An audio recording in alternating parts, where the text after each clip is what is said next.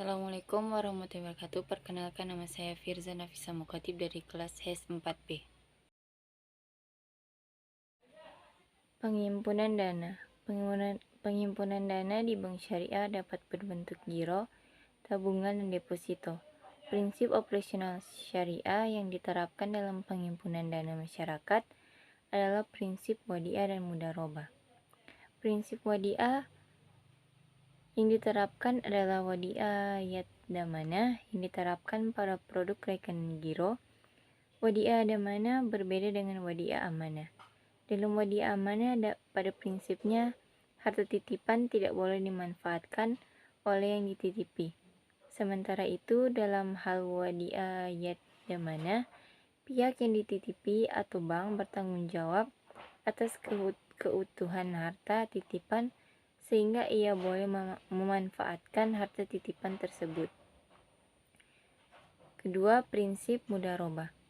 Dalam mengaplikasikan prinsip mudharabah, penyimpanan atau deposan bertindak sebagai sahibul mal atau pemilik modal dan bank sebagai mudharib atau pengelola. Dana tersebut digunakan bank untuk melakukan murabahah atau ijaroh seperti yang telah dijelaskan terdahulu. Dapat pula dana tersebut digunakan bank untuk melakukan mudharabah kedua. Hasil usaha ini akan dibagi hasilkan berdasarkan nisbah yang disepakati.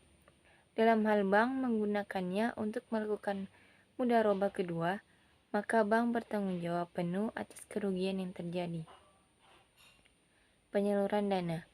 Dalam menyalurkan dananya pada nasabah, secara garis besar produk pembiayaan syariah terbagi ke dalam 4 kategori yang dibedakan berdasarkan tujuan penggunaannya, yaitu pertama, prinsip jual beli. Prinsip jual beli dilaksanakan sehubungan dengan adanya perpindahan kepemilikan barang atau benda. Tingkat keuntungan bank ditentukan di depan menjadi bagian harga atas barang yang dijual. Yang kedua, prinsip sewa. Transaksi ijaroh dilandasi adanya perpindahan manfaat. Jadi pada dasarnya prinsip ijaroh sama saja dengan prinsip jual beli. Tapi perbedaannya terletak pada objek transaksinya. Bila pada jual beli objek transaksinya adalah barang, pada ijaroh objek transaksinya adalah jasa. Yang ketiga, prinsip bagi hasil. Produk pembiayaan syariah yang didasarkan atas prinsip bagi hasil adalah sebagai berikut. Pertama, pembiayaan musyarakah. Bentuk umum dari umum bagi hasil ada musyarakah atau syirkah atau syarikah. Transaksi musyarakah dilandasi adanya keinginan para pihak yang bekerja sama untuk meningkatkan nilai aset yang mereka miliki secara bersama-sama. Semua bentuk usaha yang melibatkan dua pihak atau lebih di mana mereka secara bersama-sama memadukan seluruh bentuk sumber daya baik yang berwujud maupun tidak berwujud. Yang kedua, pembiayaan mudharabah. Secara spesifik, terdapat bentuk musyarakah yang populer dalam produk perbankan syariah yaitu mudharabah. Mudharabah adalah bentuk kerjasama antara dua atau lebih pihak di mana pemilik modal kepada pengelola mudharib dengan suatu perjanjian pembagian keuntungan. Bentuk ini menegaskan kerjasama dalam paduan kontribusi 100% modal, kas dari sohibul mal, dan keahlian dari mudharib. Jasa perbankan syariah. Produk jasa perbankan lainnya yaitu layanan perbankan di mana bank syariah menerima imbalan atau jasa perbankan di luar fungsi utamanya sebagai lembaga intermediasi keuangan. Yang pertama, wakalah atau perwakilan. Berarti penyerahan, pendelegasian atau pemberian mandat, yakni bank diberikan mandat oleh nasabah untuk melaksanakan suatu perkara sesuai dengan amanah atau permintaan nasabah. Secara teknis perbankan, wakalah adalah akad pemberi wewenang atau kuasa dari lembaga atau seseorang sebagai pemberi mandat kepada pihak lain atau sebagai wakil dalam hal ini bank untuk mewakili dirinya melaksanakan urusan dengan batas kewenangan dan dalam waktu tertentu. Segala hak dan kewajiban yang diemban wakil harus mengatasnamakan yang memberi kuasa. Bank dan nasabah yang dicantumkan dalam akad pemberian kuasa harus cakap hukum. Yang kedua, kafalah. Kafalah merupakan jaminan yang diberikan oleh penanggung kepada pihak ketiga untuk memenuhi kewajiban pihak kedua atau yang ditanggung. Pengertian fatwa. Kamus Bahasa Indonesia, kata fatwa diartikan sebagai sebuah keputusan jawaban ataupun pendapat seorang mufti dalam menjawab sebuah permasalahan. Namun juga terdapat makna lain dari kata fatwa, yaitu sebuah petua, nasihat orang alim, atau pelajaran baik. Bahasa Arab, kata fatwa adalah bayana, yang artinya adalah menjelaskan. Bentuk lain dari kata fatwa adalah futya, yang merujuk pada kata tabiin al-mushkil min al-ahkam, atau penjelasan hal-hal yang sulit mengenai hukum. Asal kata al-futya adalah al-fata, yang berarti remaja, yang mencerminkan anak muda memiliki kekuatan mengatasi hal yang sulit. Di samping itu masih terdapat lapisan kata lain, yaitu al-tafati, yang memiliki makna al-takhasum,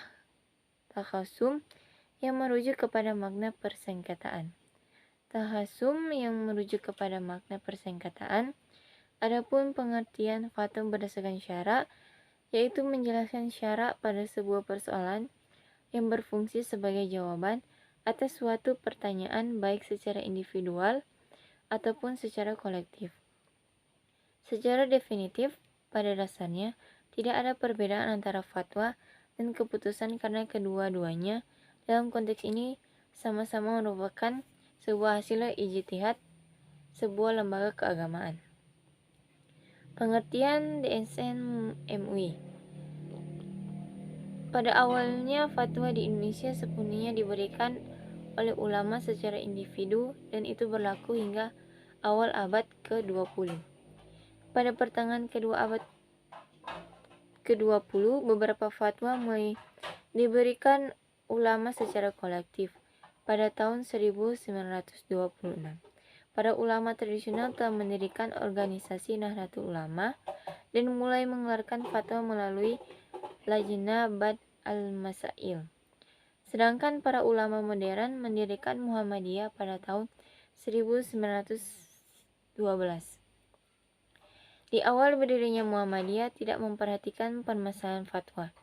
Namun pada tahun 1927, Muhammadiyah membentuk lajnah khusus yang diberi nama Majelis Tarjih, di mana tugas utamanya adalah mengkaji masalah-masalah keagamaan secara umum dan menetapkan hukum Islam secara khusus. Perkembangan berikutnya pada tahun 1975 dibentuk Majelis Ulama Indonesia. MUI beranggotakan para ulama dari berbagai kalangan, baik ulama dari kalangan tradisional maupun kalangan modern. Melalui MUI ini, mereka dapat memberikan fatwa secara kolektif.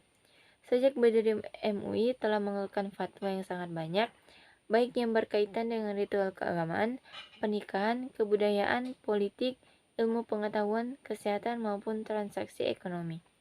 Hingga akhir tahun 2013, DSN MUI telah mengeluarkan 87 fatwa yang berkaitan dengan transaksi ekonomi atau fikih muamalah. Fatwa-fatwa tersebut meliputi fatwa tentang transaksi perbankan syariah, fatwa tentang pasar modal syariah, fatwa tentang obligasi syariah, fatwa tentang ekspor impor syariah, dan fatwa tentang asuransi syariah. Pada dasarnya, fatwa yang dikeluarkan MUI tersebut tidak mengikat. Fatwa dapat bersifat mengikat jika sudah diserap dalam peraturan perundang-undangan atau diregulasikan.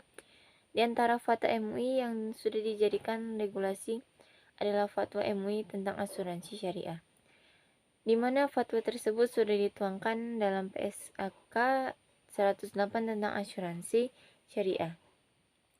Fatwa MUI terkait perbankan syariah. Di dalam perbankan syariah, di samping peraturan perundang-undangan, para praktisi perbankan syariah yang memerlukan fatwa Dewan Syariah Majelis Ulama Indonesia sebagai acuan dalam menjalankan praktik perbankan syariah. Permasalahannya adalah apakah fatwa DSN MUI secara langsung mengikat bagi pelaku perbankan syariah